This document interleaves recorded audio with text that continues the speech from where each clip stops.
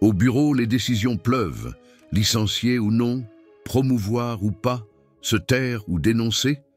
Et souvent, la pression monte, les nerfs lâchent et la sagesse manque. Pourtant, il y a un homme dans la Bible qui a su trancher les dilemmes les plus impossibles avec calme et discernement, le roi Salomon. Et si ces choix millénaires pouvaient encore aujourd'hui nous aider à décider dans nos jobs modernes?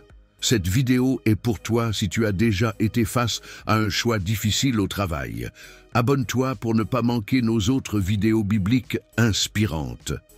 Salomon, le roi dont la sagesse a traversé les siècles.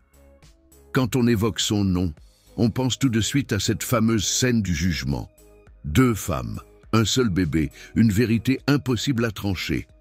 Et lui, avec un calme absolu, propose de couper l'enfant en 2. Choqué, c'était justement son but. Sa sagesse ne venait pas de son intelligence, mais de sa capacité à voir au-delà des apparences, à lire les intentions, à rester maître de lui-même quand tout le monde s'agite. Aujourd'hui, vous n'êtes peut-être pas roi, mais dans votre quotidien professionnel, vous êtes constamment appelé à faire des choix. Et parfois, ces choix ne sont pas simples. Prenons un exemple. Imaginez, vous êtes manager. 2 collègues se disputent la responsabilité d'un projet. Les 2 sont compétents. Les 2 vous assurent qu'ils méritent cette promotion. Les 2 ont raison, mais vous devez trancher. Si vous favorisez l'un, vous froissez l'autre. Et dans ce genre de situation, ce n'est pas la compétence qui décide, mais votre capacité à discerner ce qui est juste, durable, humain. C'est là que la sagesse de Salomon devient précieuse. Première leçon, écoutez sans juger trop vite. Salomon n'a pas pris de décision hâtive. Il a laissé parler les 2 femmes, il a écouté leurs arguments. Dans notre monde actuel, on est souvent tenté d'aller vite, de juger sur une première impression ou un ressenti. Mais la sagesse commence par le silence attentif. Écoutez vraiment, sans chercher à répondre tout de suite, c'est déjà un acte de leadership puissant. Deuxième leçon, créer le choc pour révéler la vérité. Salomon propose de couper l'enfant. C'est choquant, brutal, mais c'est là que la vérité surgit.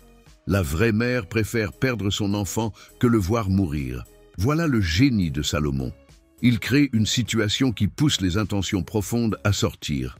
Dans notre contexte moderne, ça peut se traduire ainsi. Quand un choix est difficile, posez une question décapante. Par exemple, si ce projet échoue, qui est prêt à en assumer la responsabilité? Et si vous étiez à la place de votre collègue, que diriez-vous? Des questions qui mettent les masques à terre. Troisième leçon, cherchez ce qui est juste, pas ce qui est populaire. Salomon n'a pas cherché à contenter les 2 femmes, il n'a pas tenté un compromis tiède. Il a choisi ce qui était juste, pas ce qui faisait plaisir. C'est peut-être la leçon la plus difficile dans un monde professionnel où l'on veut plaire à tout le monde, où l'on craint les tensions et les représailles. Mais la vraie sagesse, c'est de tenir bon sur des principes solides, même si cela déplaît à certains. Et concrètement, comment appliquer cette sagesse au travail? Avant de prendre une décision, prenez un moment de recul. Priez si vous êtes croyant. Méditez si vous ne l'êtes pas. Mais ne répondez jamais sous la pression immédiate. Faites toujours la différence entre les faits et les émotions. Comme Salomon, écoutez ce que les gens disent et ce qu'ils ne disent pas. Ne cherchez pas le confort immédiat, mais la justesse à long terme. Ce n'est pas toujours le choix le plus sympa qui est le bon.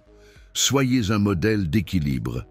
Salomon n'a pas crié, il n'a pas tranché avec brutalité, il a imposé le respect par son calme. La sagesse ne s'improvise pas, elle se cultive. Ce que la Bible nous rappelle, c'est que la sagesse n'est pas un don magique, mais un choix quotidien. Salomon l'a demandé à Dieu, humblement, en reconnaissant ses limites. Et si vous faisiez de même, avant une réunion difficile, un entretien compliqué, une décision RH, prenez 30 secondes, fermez les yeux et dites simplement « Seigneur, donne-moi la sagesse de Salomon ».